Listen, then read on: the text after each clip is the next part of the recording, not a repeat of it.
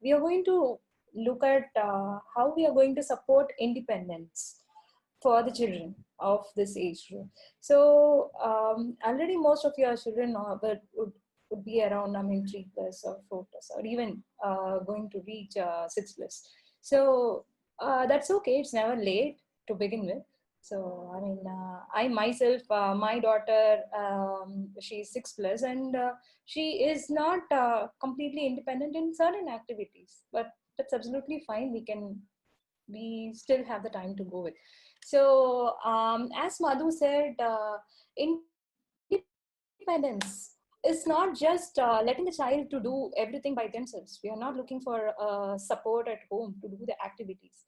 It's about satisfying their inner urge towards achieving things, the achievement, the confidence that I can do my things on my own. For that feeling, we need to support the child towards becoming independent in whatever which they can do. It's not just letting them to do and you go and take over your activity. It's just being with them, supporting them to do the stuffs which they can do by themselves. So I'm not going much deeper into that. I'm going to suggest few places where we can begin with helping them towards independence. So first is all care, taking care of themselves. It begins from when they wake up at bed. When you wake up, for a very young child, it might not appear very easy to to wake up on their own. But you see, they have their own biological clock from childhood. If you see a child, there will be a particular time, a specific time when they wake up. Even when you have your own alarm, when the alarm is not ready to wake you up, it will be a child who wakes you up first. So it is their biological clock which is already set. We as an adult should help towards not disturbing that particular clock, so that they can continue that throughout their life, at every point of time. So to go with, they can begin with folding the bed sheet, the mattresses, the sheets, and even setting the bed for the rest of the day. Like the pillows should go to their own place. Some will have it stored inside a cupboard. Some may have it staked up in the corner of the room, or whatever. Whichever setup is done at your home, they can be involved. We can show them how to fold the mattress. I mean, some mattress needs to be rolled, some needs to be folded. So all those things they can do. Next is uh, using the toilet. The children are ready for toilet training when they can sit on their own. So to begin with, we can begin with a small potty seat, which is portable when they are very, very young. When they are ready for using our own toilets, we can buy a small potty seat to get the comfortable feeling that this is not something new to me. I can sit on it without the fear of falling inside the potty or something like that, or inside the commode or something like that. So be with them. It's not just making them sit there and coming away from the washroom. So washroom is a place, it is not very completely safe for them to be alone. So the slipperiness, all those things happen. So be with them. Make sure that they are safe wherever or whatever they are trying to do, and have a small steps rule, so they have a comfortable position. In most of our household, the Indian system, the Indian toilet thing is not currently in practice. So even if you have one, please introduce them to use that as well. So next is brushing. So brushing their teeth, give them the toothbrush where they can reach the toothbrush on their own. A small step stool would go. We need not set up something fancy or something like that. Let them squeeze the paste, and but have a limit. Like you can begin with telling a stop when they have to stop. It's not just squeezing the entire tube of toothpaste and playing around with it. They have to use it just for that particular activity. So So it comes with brushing. Then give them a small cup where they can fill in water and rinse their mouth using with that. I mean, using that, they can wash their own brush. They can wash their face and make sure the taps are closed or something like that. Be with them for the complete the entire process. When they are very young, like you may have to do take turns. Like now you are done. Now I'm going to help you brushing. I mean, show them how to reach the corners. I mean, the edges and all those things.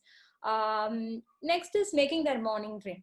So involve them, like at least in measuring the powder, let it be boost or any energy drink or the porridge or whatever you make. So they can be involved in small steps, like putting the sugar, adding sugar or any natural sweeteners which you are going to use, and the pouring of the milk into the glasses, and handling the glass and eating by their own, drinking it, sipping it by their own. That we can do. Next is while taking bath. So children love to play with water. It's not actually playing. We consider that as a play, but it is the love towards water. It's their sensorial urge and the urge towards every moment. So don't just leave the child with a soap and water and you come take bath and come out and I'm waiting for you.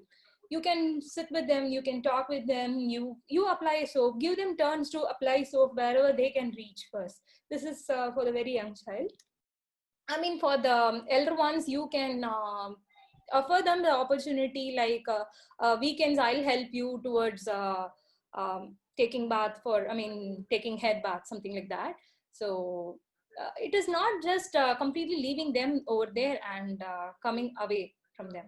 So every stage you have to make sure that they get the thing that this is, uh, I'm going to take care of myself, and it is again a skill, so I'm trying to master it. They have a step-by-step challenge in everything till they master it. It is not, it may not going to happen, it may not happen till they are 6, till they are 7. Some children may need our support till 8 or 10 also. So it depends on every particular child. But be with them, encourage them to do whatever they can do by themselves. Next is I would like to say, like in having their own food. So this is very important thing. So having eating with their hands or eating on their own, using a spoon or a hand, preferably for the very young children, it is preferred to let them eat with their hand, because that involves very the food itself has lots of sensorial thing, the texture, the stickiness, uh, the slimy thing, all those the textures, it's very important for their hand. And picking up gives that pincer grip. You have to hold the food, each and everything has its own way, the way the child has to hold it. So it involves lots of lessons in that. So when most of the children in our households are being fed, and you can't take that off completely, so where can you begin with? Like, you give them a small spoon, one scoop they can have on their own, and one you feed. So in a way, the mother is also satisfied, and the child is also satisfied that I took my food, had my food on my own. So this is still, they have they can completely eat their food on their own. So also let them choose the quantity they eat. You may have to do multiple routines of making them feed, because they may not eat completely the quantity you want them to eat. To begin with, it should be like multiple places. Whenever they are hungry, again they can, again you can offer the food which you have at home, and you can eat. You can let them eat again on their own. Next is taking care of the environment. So this child, this very young child, has enormous potential to do all the household activities that we do. But initially, we may have to offer the broom or dusting, the mop or something of their size, so that they can handle it with ease. Because if it is very challenging, the child may lose the urge that, oh, maybe this is not going to be done by me. So for that, we may have to offer the child size materials at first. And with the current scenario, you may not be able to do that. That's absolutely fine. Give them a small piece of the waste cloth or use up cloth, which you can, the traditionally, initially before the introduction of mops, how we do is squeezing a cloth, dipping it and squeezing it and mopping the floor. The child, you imagine, they are capable of mopping the entire house with a cloth. So they are actually capable. Maybe it's our love that we have a judgment that, oh, they may not be able to do this, that, something like that. So just show off all those things and try giving them the opportunity, so they'll be doing it. And towards nature, have plants at home, like introduce them towards plants. If you have a terrace garden, if you have a garden, or even if it's a garden in your apartment or community, take them to take them to the garden, introduce them towards the plants, and give them the responsibility, like be with them, and present them the how to take on how to take just a second, sorry. Yeah, how to take care of every particular plant, and they can be involved in taking care of the plants, watering them, cleaning the leaves, something like that. And next is food preparation. So food preparation, have them along with you when you prepare the food, talk to them. They can be involved in small activities like kneading the dough, mashing the potatoes, peeling the boiled thing to begin with, and slowly introduce them towards cutting vegetables, cutting, grating, and peeling vegetables. And you can begin with cheese or something which they can handle first, then move towards the complex stuffs like cutting hard vegetables and other stuffs. Next is making choices and exploration. So here comes the boundary. Give them a boundary, like they are free to explore, but there is a rule that no material or nobody in the environment is harmed. So with that, they can explore, but at the same time, they should make sure that nothing is mixed up, everything is put back to its place while exploration. And they are free enough to explore with all the activities. Let it be their toys, let it be their thing, so that that material will serve for a purposeful activity, not just playing with a book in making, tearing the pages and making some paper crafts or something like that. So it's about like exploration. They can keep try stacking the books, the harder ones at first and the smaller ones at first. So that's a wide topic, but let them give exploration, but with the boundary and setting the clear rules with that. Then academics. For the older children, to read and write. So all these children should be able to reach the books. The book should be at their reach and their visibility. They should be clearly seeing the cover of the book to choose the book from. And don't give much of books, lots of books to choose from. Give a reasonable quantity from where they can choose, and you can keep rotating the books they have. So, and they should be able to reach it on their own, have a step stool or a bookshelf of their own height or something like that. And for older children, when they are coming to you for help, like let it be addition, let it be multiplication, or whatever their age is, try to have a small handwritten thing and stick it at a place where they at their visibility, so that like if they have a doubt, they need not come and ask you every time. They can show them how to use that particular thing, a small multiplication table or an addition table. 2 taken 3 times is 6, something like that. So they can go and reach it, and they can use it for their own whenever they are doing the addition, subtraction, or whatever the academics thing. And reading also for for the children who are very much comfortable in reading now, you can introduce a basic dictionary, very basic dictionary, so that they can look for the meanings by themselves. Don't go much and don't complicate it by introducing that you have to do this, you have to do this on your own only, like that. Be with them always, and whenever they, and only when they ask for help. So that is very important to let them become independent. So this is one.